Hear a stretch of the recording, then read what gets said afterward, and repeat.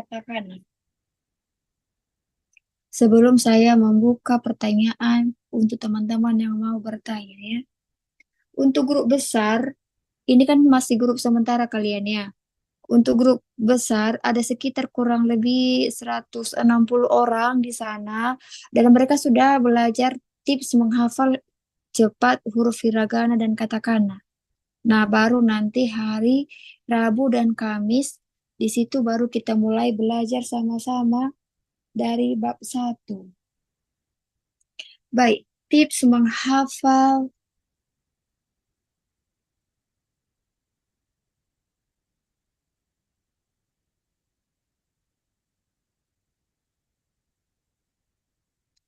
hiragana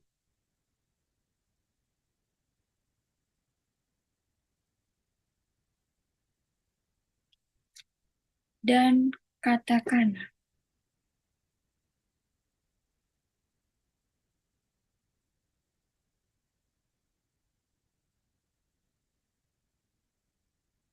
Nah, sebelum saya memberitahukan tipsnya, kalian harus pahami dulu bahwa yang pertama, huruf hiragana ini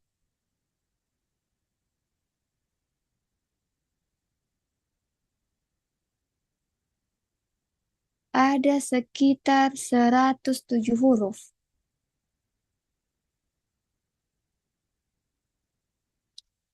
Dan dia digunakan untuk yang pertama, untuk menulis nama orang Jepang langsung.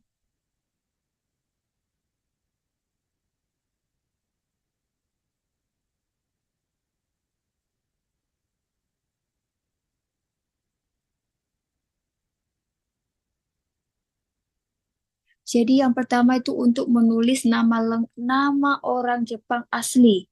Jadi untuk menulis nama orang Jepang asli itu adalah pakai huruf hiragana. Jangan pakai huruf katakana.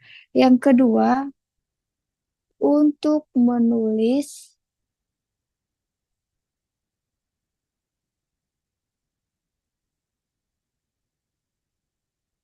nama negara Jepang. Dan ketiga yaitu untuk menulis kata-kata atau kata-kata yang berasal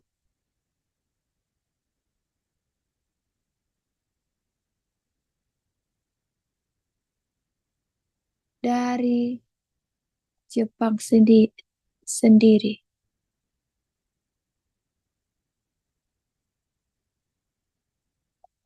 Nah, jadi inilah dia huruf hiragana itu. Karena kan banyak yang ngecek saya, Sensei kenapa banyak kali huruf ini ada sekitar 200 lebih. Yang mana yang harus dihafal? Apakah boleh hanya hiragana aja yang dihafal, katakananya nggak dihafal? Tidak bisa ya, harus dua-dua dihafal. Hiragana ada sekitar 107 huruf dan katakana ada sekitar kurang lebih 100 huruf. Nah, fungsinya adalah dia punya fungsi masing-masing. Kalau untuk huruf hiragana tadi, untuk menulis nama orang Jepang asli. Nama orang Jepang asli misalnya Morisa, Yoshie-san, Mikasa, dan lain-lain. Itu orang Jepang langsung, maka kita menulis namanya pakai huruf hiragana. Yang kedua, menulis nama negara Jepang. Negara Jepang yaitu Nihon. Berarti ini Hong, huruf hiragana. Terus, yang ketiga, menulis kata-kata yang berasal dari Jepang sendiri. Kosakata atau bahasa yang berasal dari negara Jepang asli sendiri yang diciptakan oleh Jepang sendiri, kosakatanya, maka ditulis dalam bentuk huruf hiragana. Nah,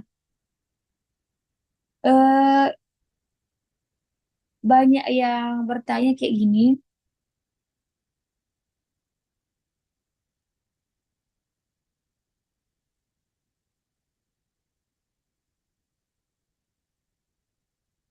Sebentar ya misalnya. Nah, untuk katakana apa? Kebalikan dari huruf hiragana. Nah, kalau katakana, wajib juga harus kalian hafal itu. Tidak boleh tidak. Yang kedua,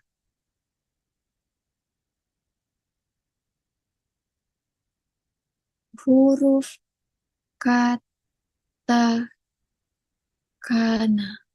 Huruf katakana ini, yaitu yang pertama untuk menulis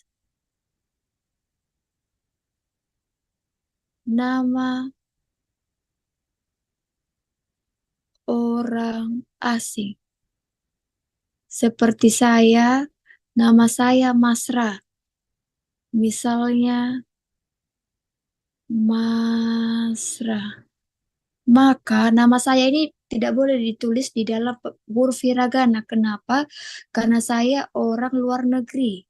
Maka nama saya ditulis dalam huruf katakana yaitu Masura.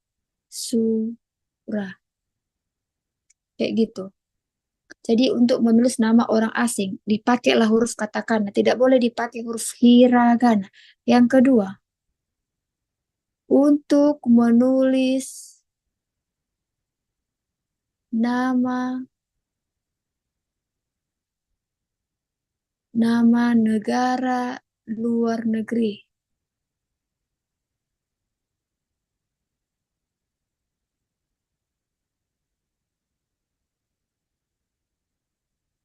Misalnya India.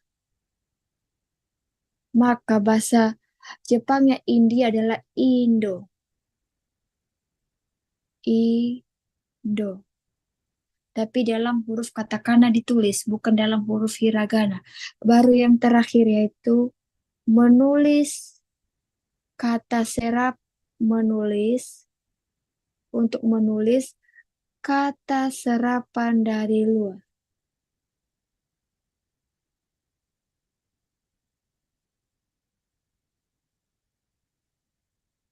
Artinya adalah menulis kosakata yang berasal dari luar yang bukan dari Jepang. Misalnya tomat. Ini tomat ini adalah ini bahasa dari luar ini. Penemunya adalah orang luar. Maka ditulis dalam bentuk katakana. Jadi to ma to. Itu dia. Jadi itulah perbedaannya antara hiragana dan katakana. Baik minasang, untuk grup sementara ada sekitar 30 orang lebih yang hadir 13 orang. Ada tadi sekitar 20 orang yang ngechat saya. Ternyata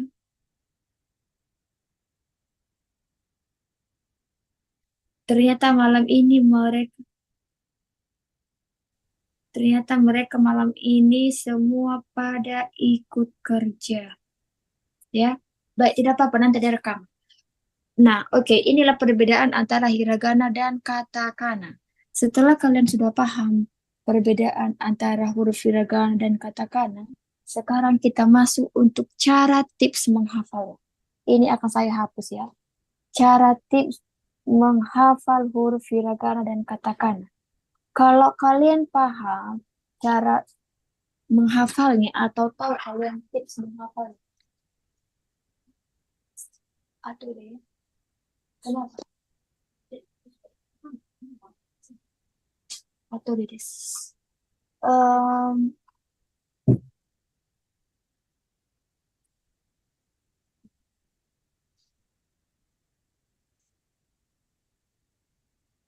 sekarang tips menghafalnya yaitu yang pertama, ini berlaku khusus untuk hiragana dan katakana. Tips menghafalnya yaitu yang pertama, untuk hiragana dan katakana berlaku ya. Yang harus pertama kalian ketahui adalah mengetahui huruf dasar. Huruf dasar ada sekitar 46 huruf. Kalau sudah kalian hafal yang 46 ini, maka huruf 47 sampai 100 lebih gampang untuk mengingatnya. Nah, huruf dasar 46 sampai 46 huruf yaitu terdiri dari A sampai N. Atau cara nulisnya A sampai N. Inilah dia huruf dasar 46. Yang kedua, setelah sudah mengetahui ini, baru yang kedua adalah huruf kembar atau kembaran.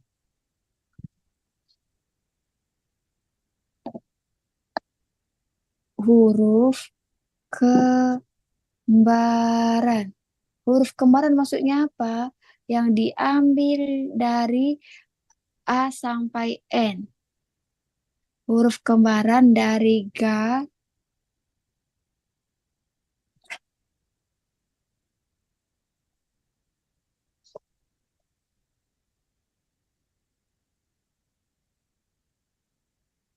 dari Ga sampai Po.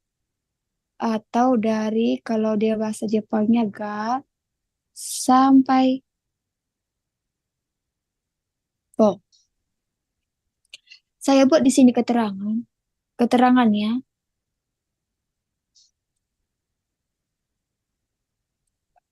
Tinggal ditambahkan teng-teng dan maru. Ini cara baca ini teng, teng. Dan ini baca ini adalah maru. Tinggal menambahkan teng-teng di atas huruf dan maru di atas huruf ya. Nanti akan saya jelaskan satu-satu. Yang ketiga. Yang ketiga adalah gabungan huruf. Gabungan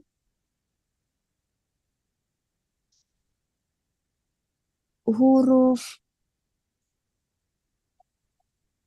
dasar. Gabungan huruf dasar yaitu dari kia, kia sampai pio.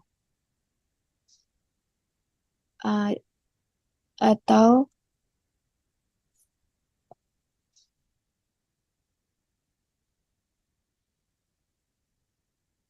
kia sampai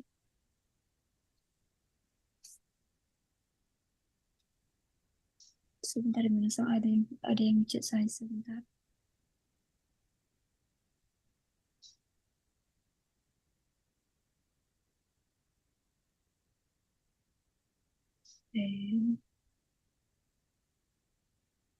Maaf ya, ada yang ngechat saya. Sampai pio. Baik, akan kita bahas satu-satu. Intinya adalah kalian harus menghafal huruf dasar yang 46 ini. Yang mana yang huruf dasar A sampai N itu adalah, coba perhatikan HP saya.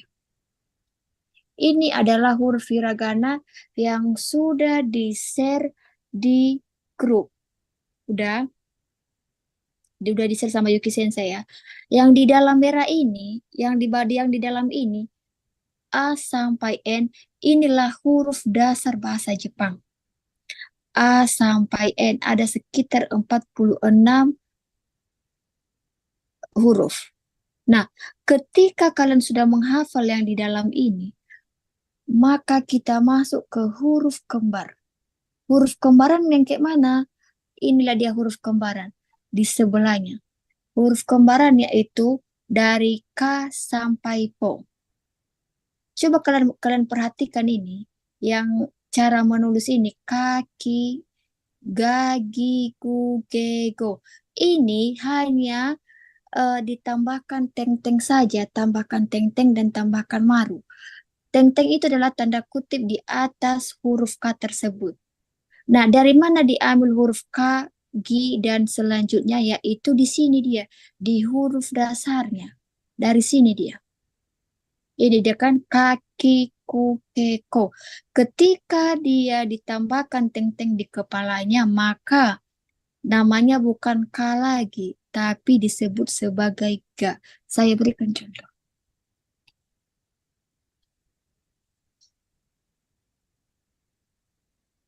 Oke.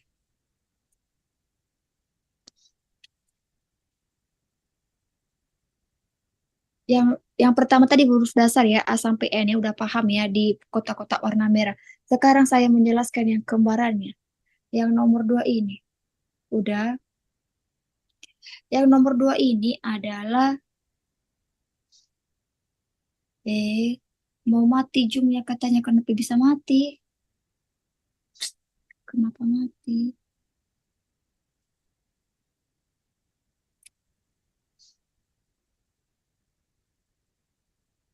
Wah, oke lah.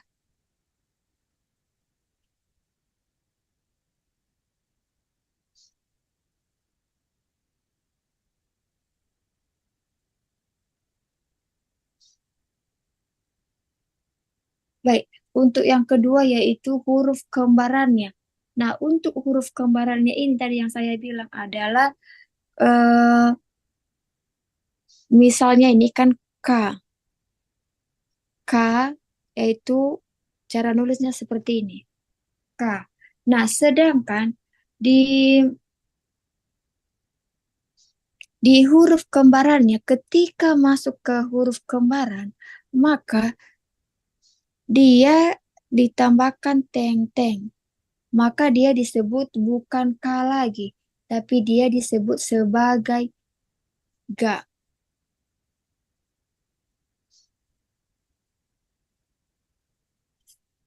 Saya buatkan di bawah saja ya, biar kalian paham. Ketika dia tidak pakai teng-teng, maka dia disebut sebagai ga. Tapi ketika dia masuk ke huruf kembaran, saya tambahkan di sini teng-teng, maka namanya bukan K lagi, tapi namanya adalah jadi ga.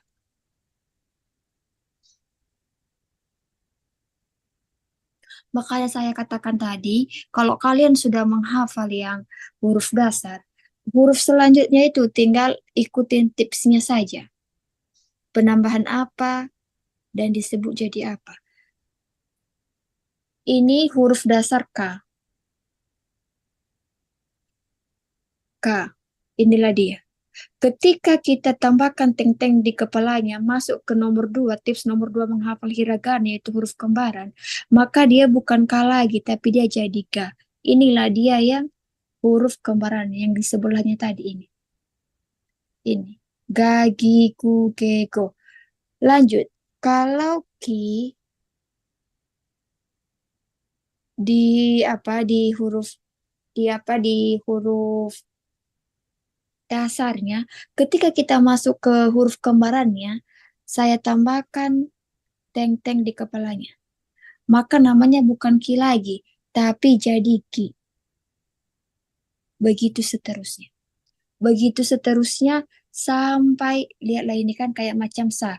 Ini jadinya za, zi, zu, ze, jo. Nah, dari mana diambil ini? Dari huruf dasar yang ini, yang sa. Sa, si, su, se, so.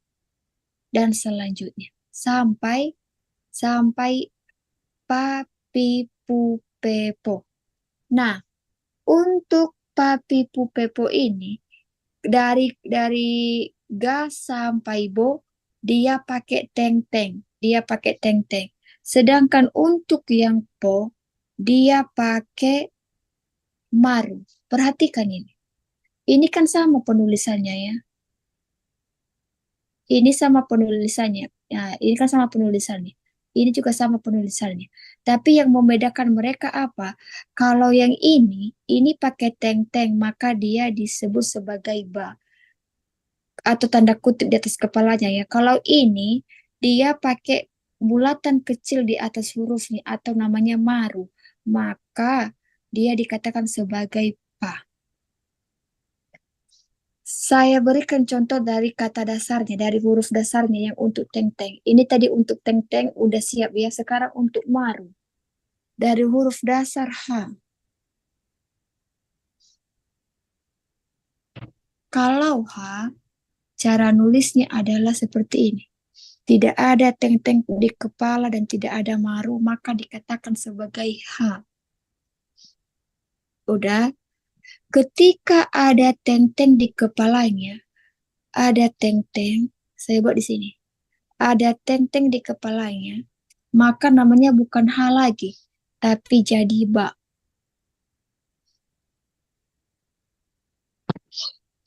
Terus lanjut. Kalau misalnya saya buat seperti ini, bukan teng-teng di atas kepalanya, tapi saya buat maru, maka namanya bukan H, bukan ba, tapi namanya jadi pa. Makanya kalau bahasa Jepang itu, kalau sering kalian dengarkan, satu aja titik, maka beda arti. Ya memang sedetail itu memang bahasa Jepang. Tapi ya walaupun agak sulit menurut kalian, tapi kalau belajar setiap hari tidak ada yang sulit. Yang lain aja bisa, kalian juga pasti bisa. Baik, untuk yang nomor dua, begitulah tips menghafalnya, yaitu untuk huruf kembarannya. Tinggal ingatkan teng-teng saja sama marunnya aja atau bulatan kecil di kepalanya. Nah, untuk yang ketiga, tips yang ketiga yaitu gabungan huruf dasar antara kia dan pyo. Gabungan huruf.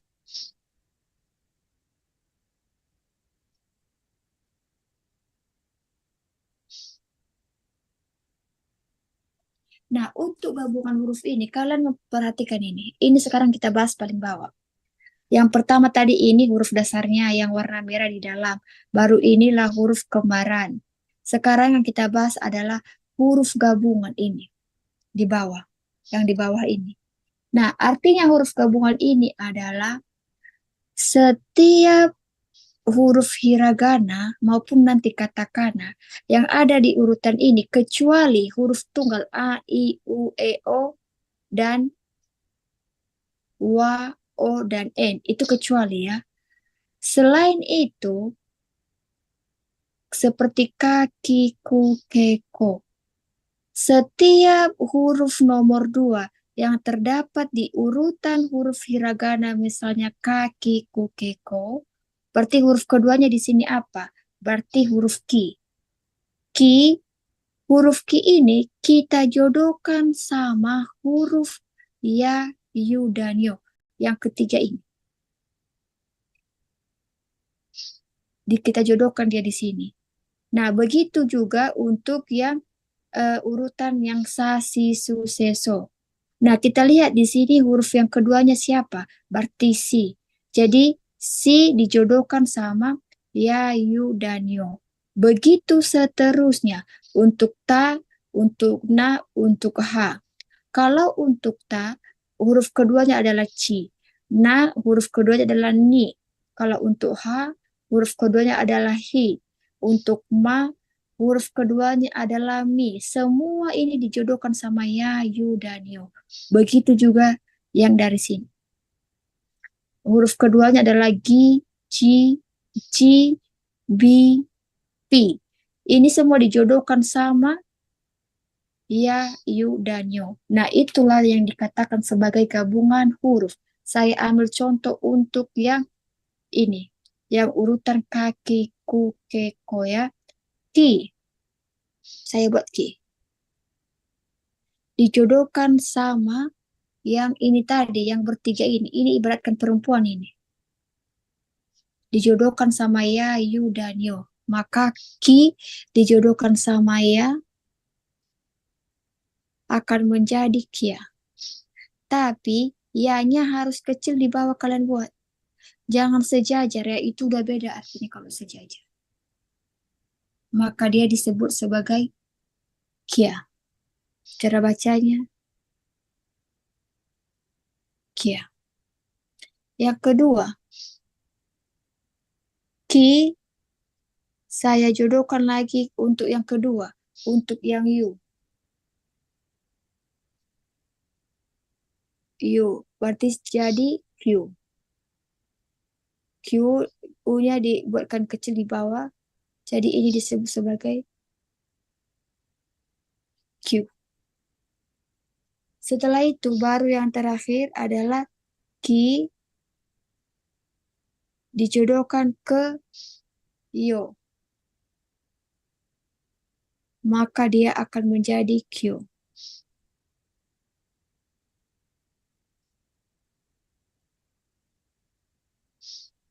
Nah, itulah namanya gabungan huruf. Makanya saya bilang, ketika kalian sudah menghafal huruf dasar asli, maka untuk menghafal huruf 47 sampai 100 lebih itu gampang sekali. Yang penting kalian tahu tipsnya. Ini berlaku untuk huruf hiragana dan huruf katakana. Katakana juga seperti ini ya minasang. Sama ini. Ini saya buatkan katakananya ya. Katakana itu huruf dasarnya adalah A sampai N. Di dalam kotak-kotak ini, ya, kotak warna merah. Nah, terus ini adalah kembarannya. Kembarannya. Gagi, kukeko, jaziju.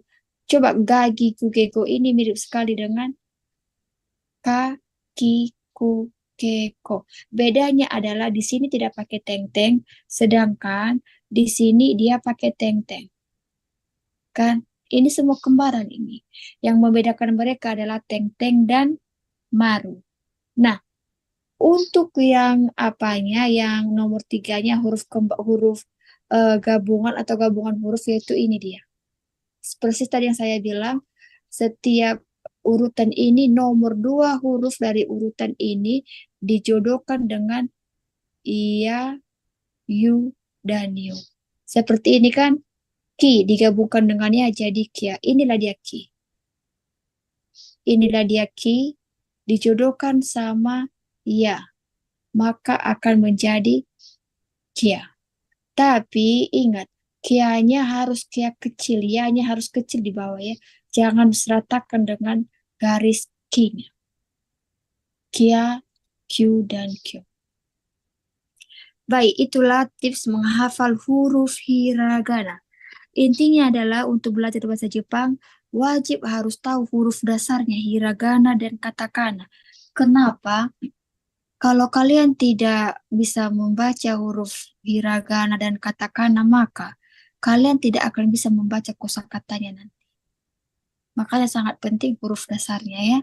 Tapi karena kalian masih pemula, pelan-pelan aja. Nggak usah terlalu diforsir banget. Nanti dapat-dapat di situ nanti dia. Nah, baik. Itulah tips menghafal huruf hiragana dan katakana. Saya akan memberikan lagi menjelaskan untuk pedabelan huruf. Misalnya, tidak ada huruf yang terdapat di dalam huruf hiragana. Jadi bagaimana menulisnya? Itulah yang dikatakan pedabelan huruf. Kalau kalian sudah membaca dengan cermat eh, materi dasar yang di-share di grup, pasti kalian paham sih. Ini berlaku untuk hiragana dan katakana ya. Contohnya pedabelan huruf yang ini nomor 3, pembahasan nomor 3 ya, pedabelan huruf.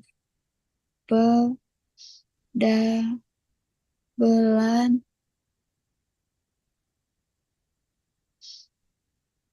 huruf. Nah,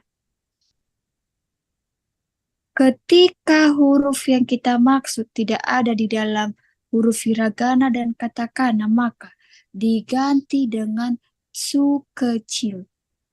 Ketika huruf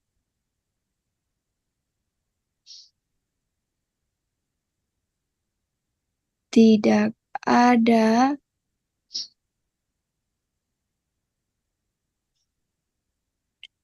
dalam huruf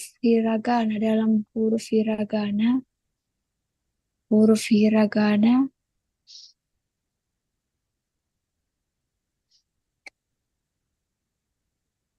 diganti dengan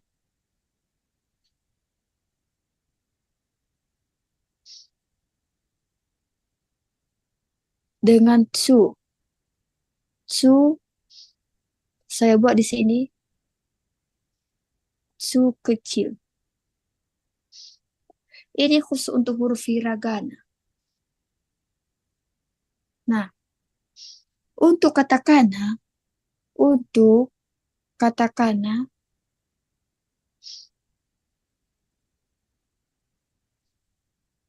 sama, diganti dengan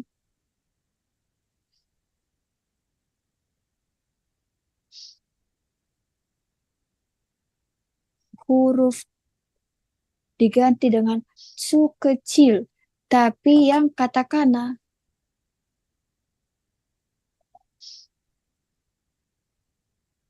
Su,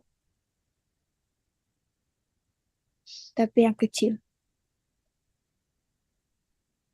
Su kecil, ya. Saya berikan contoh, pendabulan huruf ya. Contoh. Contoh.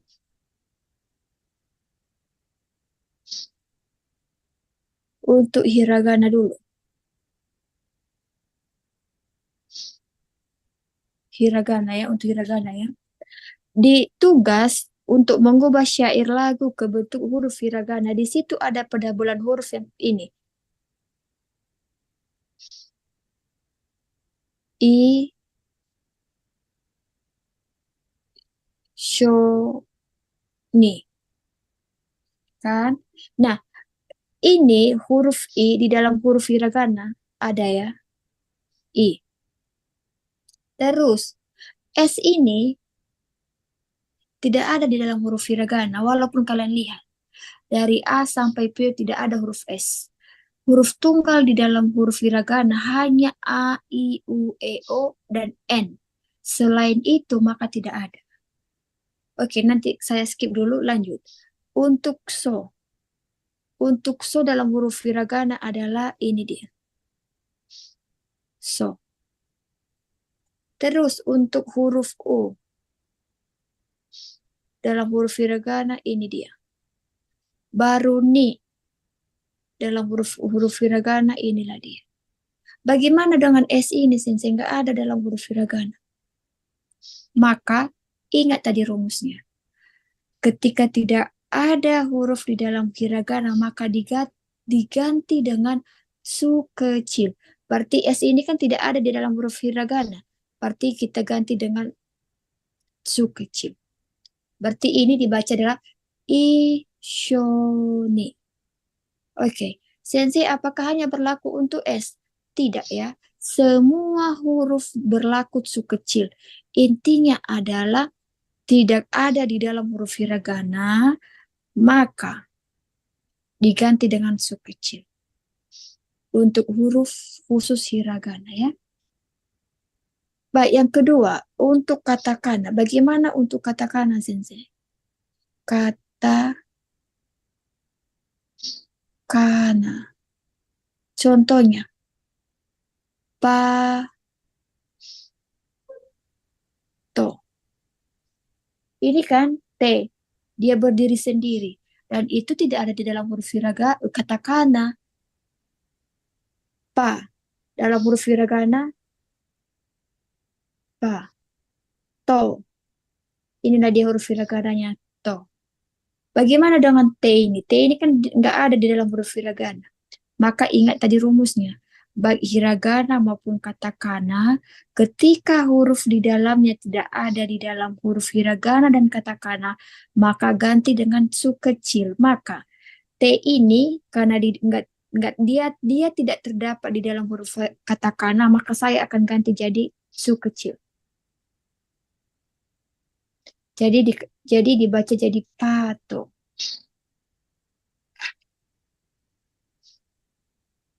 Tapi dia kecil di bawah ya, jadi pato. Jadi begitulah dia huruf dasar bahasa Jepang. Baik, kalau ada yang kurang paham silakan buat di obrolan. Kalau hurufnya setara letaknya artinya jadi gimana, Kak? Tidak ada artinya. Kecuali kalau ada artinya nanti dalam kosakata. Ya, oke baik. Harus kalian perhatikan, tapi nanti kan seiring berjalannya waktu akan Pahamnya nanti kalian. Kak mau SS yang sebelah Kak. Nggak usah di SS Kak. Nanti ada apanya. Kok ada rekamannya. Lebih jelas nanti rekaman. Ini udah kita rekam. Selesai nanti saya ngajar, saya kirimkan ke grup kalian. Setelah itu baru kalian download. Kalian download, kalian belajar ulang. Nah, baik. Em, inilah dia. Oke, terima kasih. Hai. Inilah dia tips menghafal huruf hiragana dan katakana. Kak, gimana caranya supaya dengan cepat menghafal huruf dasar? Oke, baik. Untuk menghafal huruf dasar, tipsnya yaitu dengan cara ditulis berulang-ulang. Contoh, A, I, U, E, O.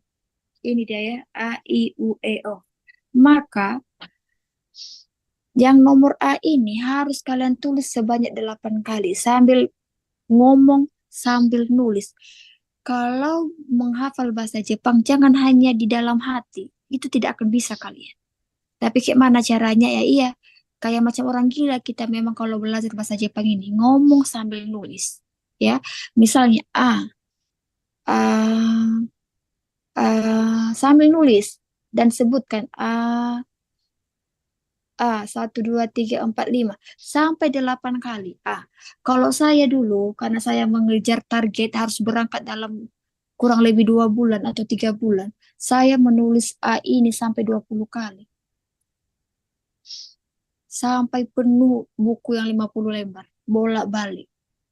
Dan ini tips menghafal khusus untuk Jepang. Jadi banyak menulis, maka cepat cepat kalian ingat itu. Baru masuk misalnya I, I, I, sampai 8 kali minimal. Kalau 8 kali juga tidak bisa juga, tingkatkan lagi sampai 10 kali, bahkan sampai 20 kali. Yakin apa sih bisa. Memang bosan memang, tapi ya demi masa depan yang cepat, demi meraih masa depan yang lebih bagus, ya usahakanlah. Otak harus diusahakan untuk belajar. Terus lagi yang paling ampuh lagi kalau belajar adalah di malam hari, di pagi hari. Malam dihafal, jangan pun malam sebenarnya. Kalau saya dulu menghafalnya, setiap 1 jam. Saat saya targetkan 1 jam itu, saya hafal kosakata 10. Tapi itu kita beda ya. Karena kalian masih pemula, kayaknya agak susah itu. Nah, kalau 1 hari kalian buatkan menghafal 20 kata saja, 20 huruf aja, berarti 10 di pagi, 10 di sore, ya. 10 di pagi, berarti setiap 1 jam, 2 huruf, 1 jam, 2 huruf. Maka dari pagi, dari jam 7, kalau kalian start belajar dari jam 7 pagi ya, bangun, sampai jam 12, harus target sudah dihafal 10. Bisa sambil jalan, bisa sambil makan, bisa sambil belanja di pasar, bisa tulis atau kan bawa HP OA seperti ini AI 1 jam.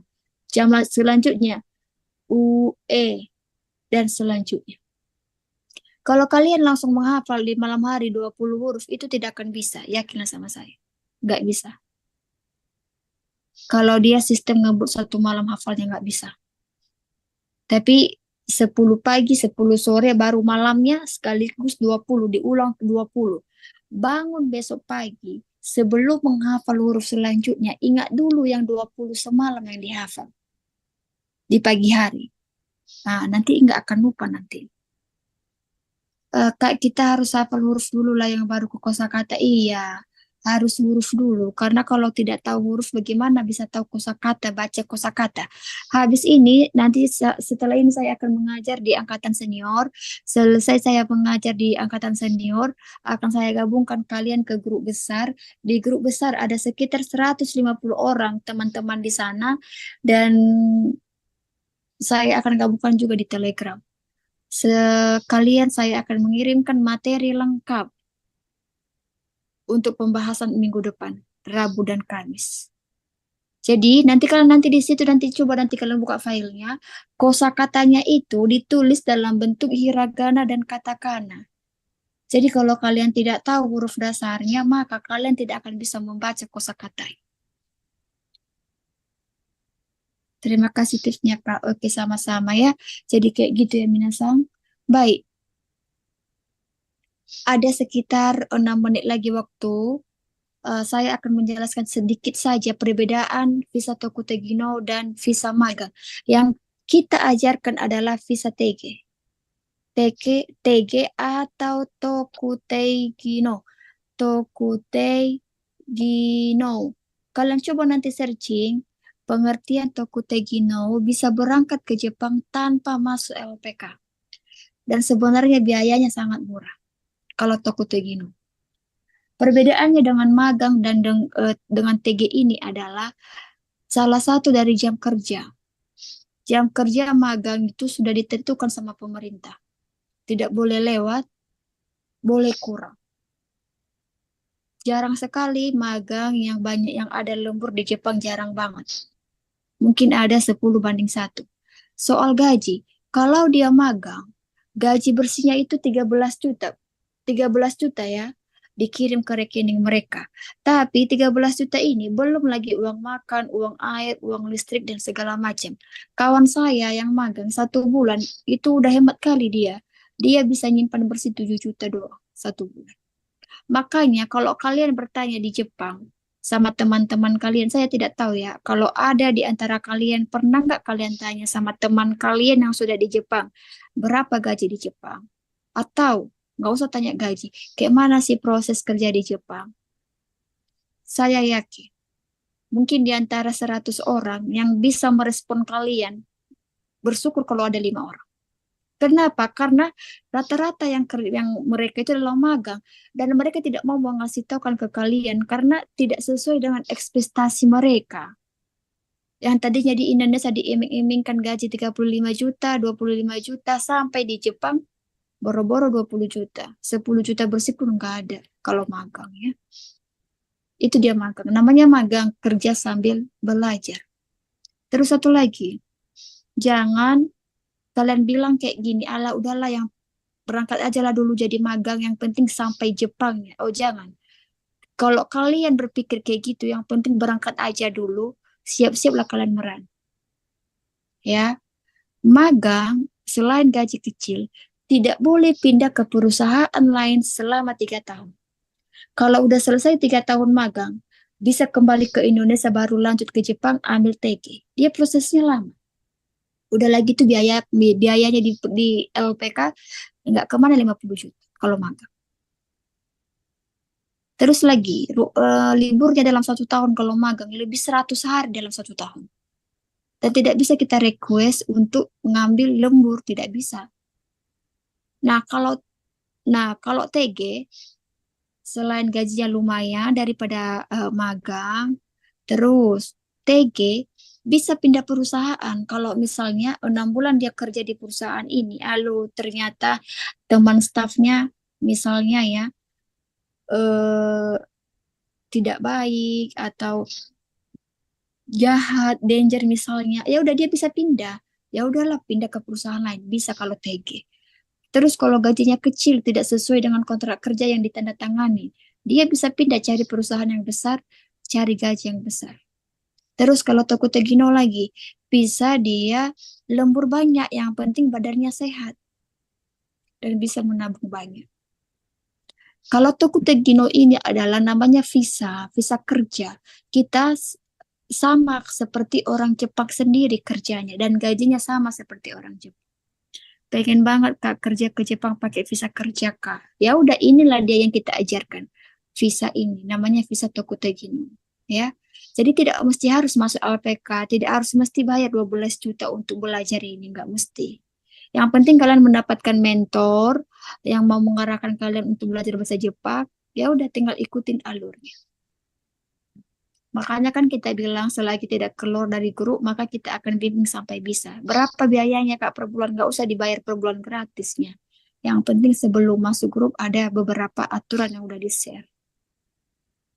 kayak gitu ya.